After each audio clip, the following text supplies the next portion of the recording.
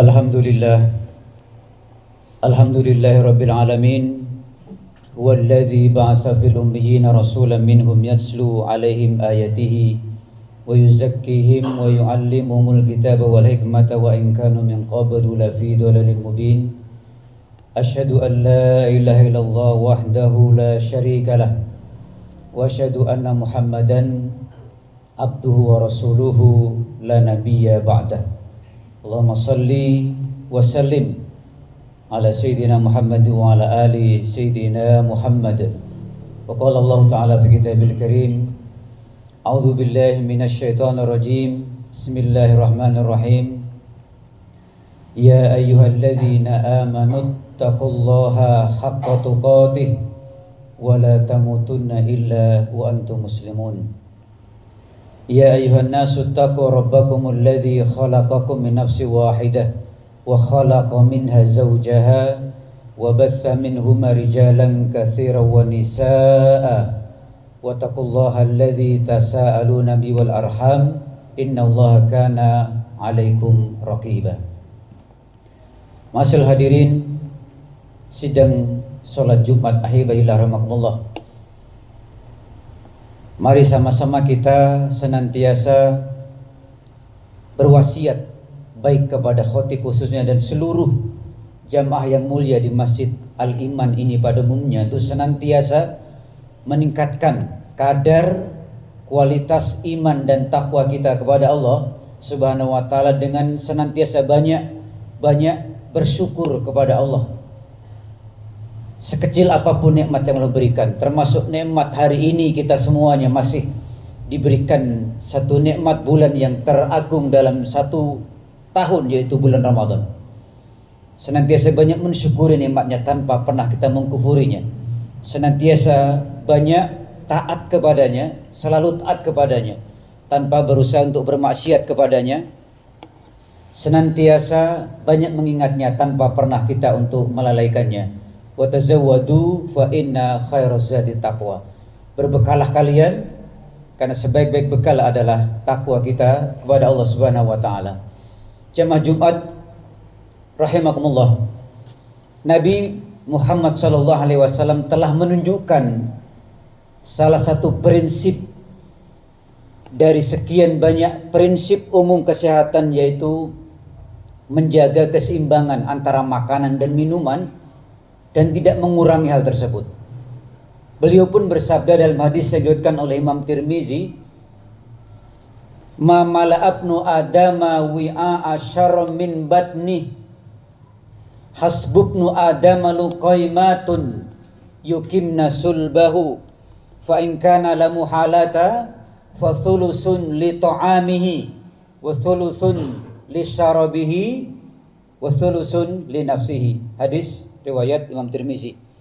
Tidaklah seorang anak Adam memenuhi satu wadah atau tempat yang lebih buruk selain perutnya itu. Maka cukuplah bagi anak Adam itu beberapa suapan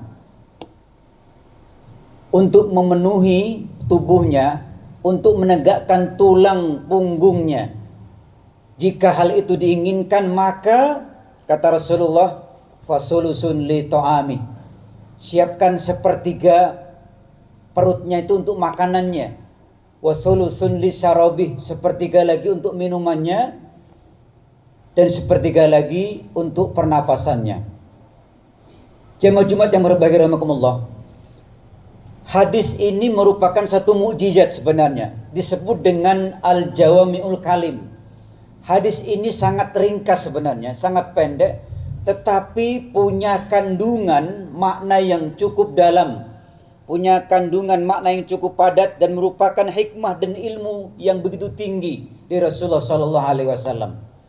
Salah seorang pakar makanan memberikan komentar atas hadis tersebut, jikalau Hippocrates mengetahui pembagian yang begitu mengagumkan ini, pasti dia akan terkagum-kagum dengan ilmu ini.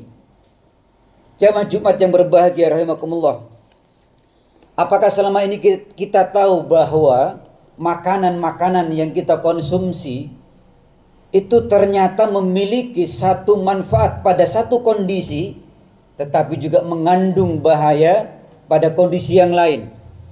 Seringkali kita temukan sesuatu yang pada awalnya itu mengandung manfaat, tapi pada hal yang lain mengandung bahaya. Hujan yang Allah ciptakan umpamanya, itu pada satu kondisi bisa memberikan rahmat bagi umatnya ini, bagi hambanya. Bisa memberikan kehidupan bagi berbagai macam makhluk Allah di muka bumi ini.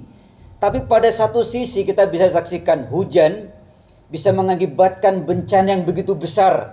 Banjir bandang yang begitu besar yang melulantakkan apa saja yang dilaluinya. Angin yang Allah kirimkan buat kita, hambanya manusia ini, umatnya di seluruh dunia ini, satu sisi membawa kabar gembira itu.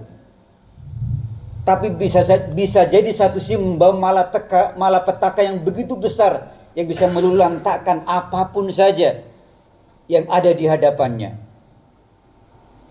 Masyaallah hadirin sedang sholat Jumat yang berbahagia rahimakumullah.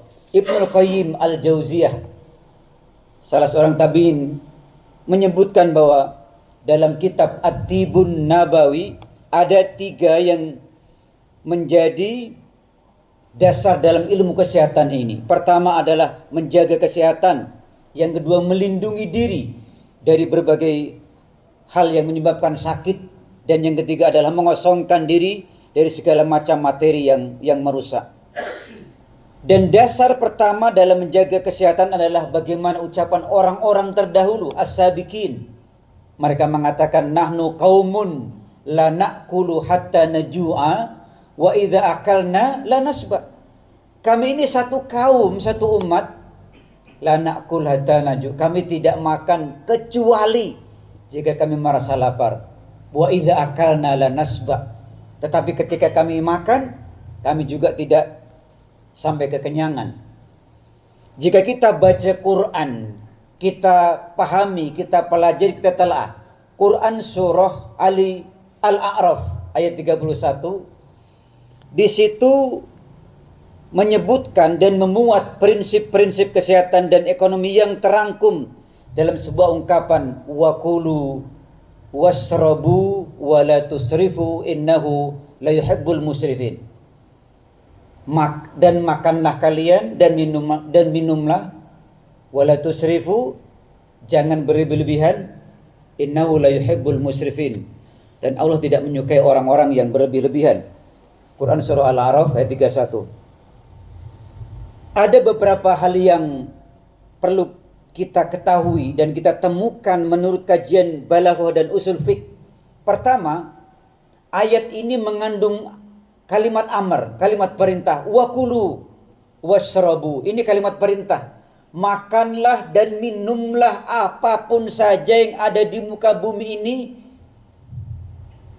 Artinya segala macam minuman-minuman yang ada di muka bumi ini kita makan, silahkan.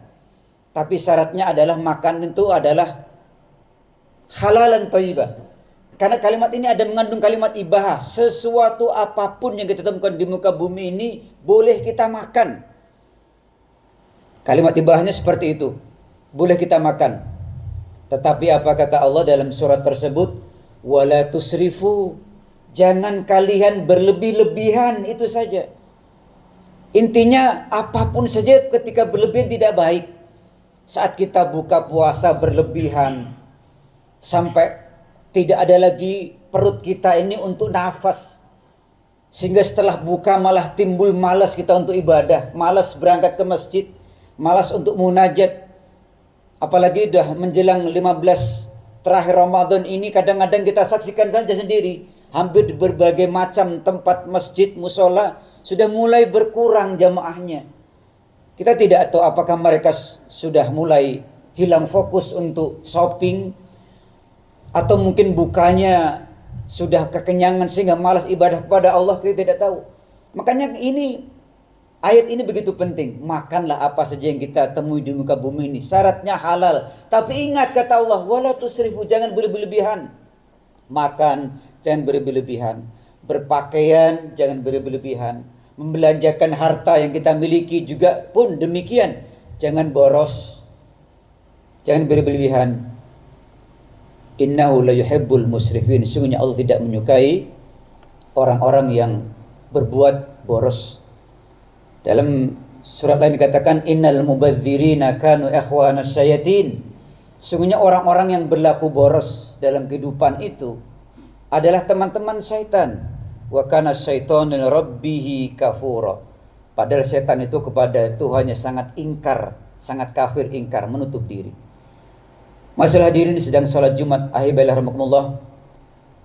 Oleh karena itu puasa kita yang tinggal hitungan mungkin 2 minggu ke depan ini, jangan sampai kita hilang fokus dengan keadaan dunia ini, dengan mungkin harga barang, dengan keinginan membeli pakaian. Itu dipersilahkan, tidak salah. Kita memakai pakaian baru, kita menggunakan aksesoris baru ketika saat Idul Fitri, karena itu hari kemenangan. Tapi fokuslah kita untuk ibadah kepada Allah Subhanahu wa taala. Fokuslah kita menata diri kita lebih baik di hadapan Allah Subhanahu wa taala. Jangan sampai kata Rasulullah, saqiyu abdun, kata Rasulullah, celaka hamba, sengsara hamba itu, adraka Ramadan, dakhala alai Ramadan. Jadi Ramadan menghampiri kita. Suman salaha minhu, sampai Ramadan itu berlalu. Tapi apa kata Rasulullah? Falam yughfar lahu, tapi dosa-dosa tidak diampuni. Kenapa? Karena tidak pernah mengisi siang dengan puasa yang baik, malam dengan qiyamul lail yang baik, sehingga bisa jadi puasanya akan sia-sia, ataupun puasanya puasa tapi masih diiringi dengan kemaksiatan yang dikerjakan, dengan bohong, dengan namimah, dengan berdusta, dengan menipu, atau memakan harta yang bukan miliknya, atau makan harta yang haram. Masyaallah hadirin sedang sholat Jumat, ahiballahikumullah. Aturan ini bisa disebut sebagai dasar bagi kehidupan manusia. Jika seorang ingin hidup sehat, maka menjaga keseimbangan itulah yang harus dijadikan aturan dalam hidupnya ini.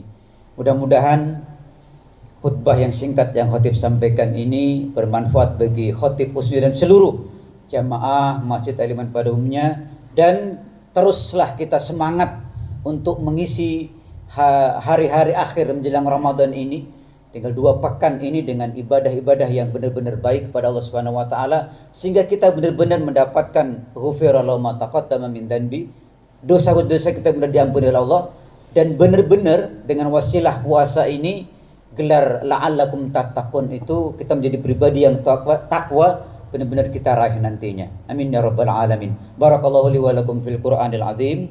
Wa nafa'ani wa iyyakum bima fihi minal ayati wa dzikril hakim, wa taqabbala minni wa minkum tilawatahu innahu huwal ghafurur rahim.